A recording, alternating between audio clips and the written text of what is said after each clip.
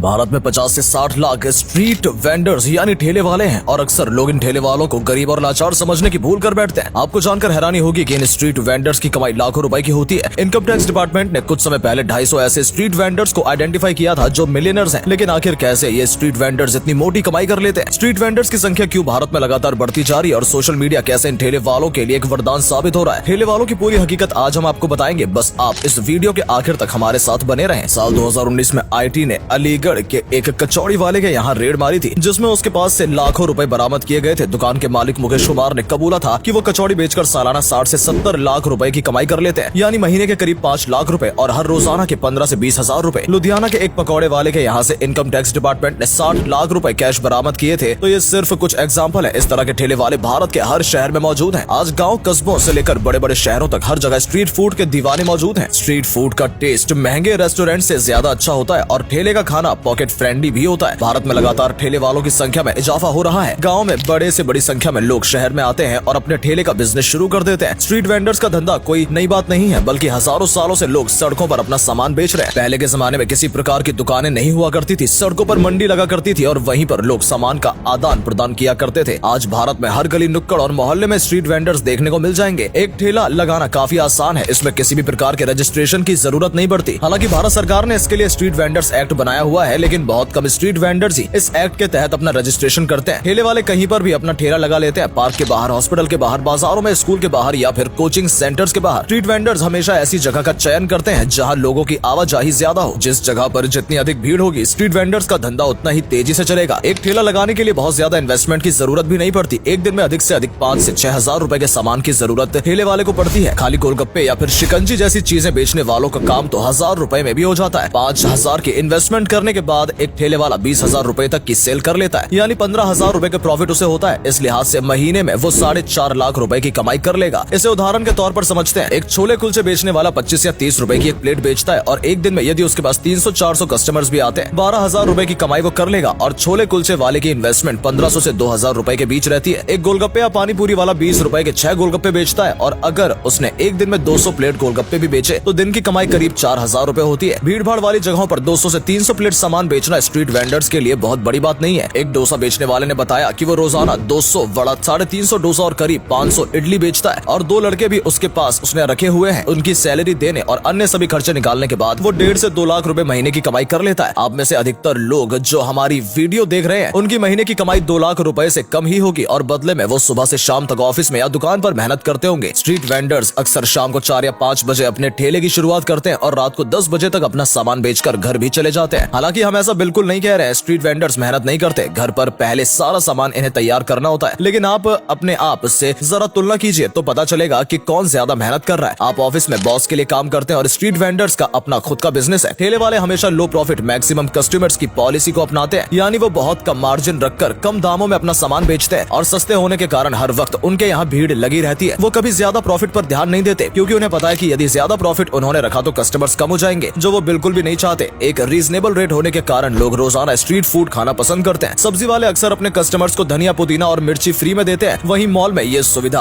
उपलब्ध नहीं होती है। इसलिए आज भी भारत की महिलाएं ठेले वालों से ही सब्जी खरीदना पसंद करती हैं। स्ट्रीट वेंडर्स एक और खास तरह की पॉलिसी अपनाते हैं। कुछ स्ट्रीट वेंडर्स दिन भर में कई बार अपनी जगह बदलते रहते हैं। जैसे एक चने वाला है, वो सुबह के समय पार्क के बाहर चने बेचेगा, दिन में किसी स्कूल के बाहर ठेला लगा लेगा और शाम होने के बाद किसी ठेले के बाहर ठिकाना खोजेगा और उसे हर जगह सिर्फ चना ही बेचना है। कई बार स्ट्रीट वेंडर्स मौसम के अनुसार अपने काम में परिवर्तन लाते हैं। जैसे गर्मियों में वो मौसमी का या गन्ने का जूस बेचने लगते हैं, तो वहीं सर्दियां शुरू होते ही वो गज्जक रेवड़ी की ठेली लगा लेते हैं। स्ट्रीट वेंडर्स की पूरी कमाई टैक्स फ्री होती है, यानी उन्हें अपनी कमाई पर सरकार को किसी भी प्रकार का टैक्स नहीं देना पड़ता है। ऐसा इसलिए क्योंकि सरकार के पास स्ट्रीट वेंडर्स की कमाई का कोई रिकॉर्ड ही मौजूद नहीं होता है और यदि कभी स्ट्रीट वेंडर्स पकड़े जाते हैं तो वो कहते हैं कि हम तो गरीब और लाचार हैं, टैक्स वगैरह का सिस्टम उनकी समझ से परे है। स्ट्रीट वेंडर्स म्युनिसिपल कॉर्पोरेशन से लाइसेंस भी प्राप्त नहीं करते, क्योंकि उन्हें लगता है कि ऐसा करने से सरकार उनकी कमाई पर नजर रख सकती है। इसके बजाय वो पुलिस वालों को या कॉर्पोरेशन के अधिकारियों को घूस देना ही सही समझते हैं। अधिकांश स्ट्रीट वेंडर्स को अपना ठेला लगाने के लिए हफ्ता देना पड़ता है और उनकी शिकायत भी वो नहीं कर पाते, क्योंकि असल में हफ्ते का पैसा हायर अथॉरिटीज तक जाता है। इससे कहीं न कहीं देश में भ्रष्टाचार को बढ़ावा भी मिल रहा है। सोशल मीडिया के आने के बाद से स्ट्रीट वेंडर्स को बहुत ज्यादा फायदा हुआ है। आज कई फूड ब्लॉगर्स किसी ठेले वाले का ब्लॉग बनाते हैं और उसे सोशल मीडिया पर पोस्ट कर देते हैं। जब लोग उस पोस्ट को देखते हैं तो स्ट्रीट वेंडर्स के पास भीड़ लग जाती है। इससे स्ट्रीट वेंडर्स को आर्थिक तौर पर काफी फायदा होता है। असल में स्ट्रीट वेंडर्स का खाना रेस्टोरेंट से ज्यादा स्वादिष्ट होता है। है, बहुत से स्ट्रीट वेंडर्स ऐसे हैं जो वाकई में अच्छी क्वालिटी का सामान इस्तेमाल करते हैं और इसलिए लोगों को उनका खाना इतना पसंद आता है। बाबा का ढाबा भी सोशल मीडिया के जरिए ही सुर्खियों में आया था, जिसके बाद ढाबे के बाहर लोगों की लंबी लाइन भी देखने को मिली थी। हालांकि ऐसा नहीं है कि सभी स्ट्रीट वेंडर्स की कमाई लाखों रुपए में होती है। बहुत से स्ट्रीट वेंडर्स आज भी ऐसे हैं जो दिन के 100-200 रुपए ही कमा पाते हैं और मुश्किल से अपने परिवार का गुजारा कर पाते हैं। स्ट्रीट वेंडर्स असल में एक प्रकार के व्यापारी ही हैं और बिजनेस में नफा नुकसान होना ये एक आम बात है। कोरोना महामारी के दौर में ठेले वालों को बहुत नुकसान हुआ था, घर का खर्चा चलाना भी इनके लिए काफी मुश्किल हो रहा था। ऐसे स्ट्रीट वेंडर्स को आर्थिक सहायता प्रदान करने के लिए सरकार द्वारा 10,000 रुपए की मदद इन्हें प्रदान की गई थी। इसके अलावा साल भर में कई ऐसे मौके आते हैं जब स्ट्रीट वेंडर्स का धंधा ठप पड़ जाता है। जैसे कोई छोले भटूरे वाला यदि स्कूल के बाहर ठेला लगाता है तो स्कूल की छुट्टी वाले दिन उनका धंधा बिल्कुल ठप रहता है। लेकिन एक बात तो साफ है कि ठेले का धंधा लोगों को बहुत आकर्षित कर रहा है। उम्मीद करते हैं कि दोस्तों आपको हमारी आज की ये वीडियो पसंद आई होगी। अगर आप हमारी बात से सहमत हैं तो वीडियो को लाइक और शेयर करें और कमेंट करके हमें बताएं कि आपकी बड़ी दुकानों से शॉपिंग करना या फिर खाना पसंद है या फिर ठेले वालों का खाना आपको पसंद है। आज के लिए इतना ही, आपसे फिर मिलेंगे एक नई वीडियो और ढेर सारी रोचक जानकारी के साथ। धन्यवाद।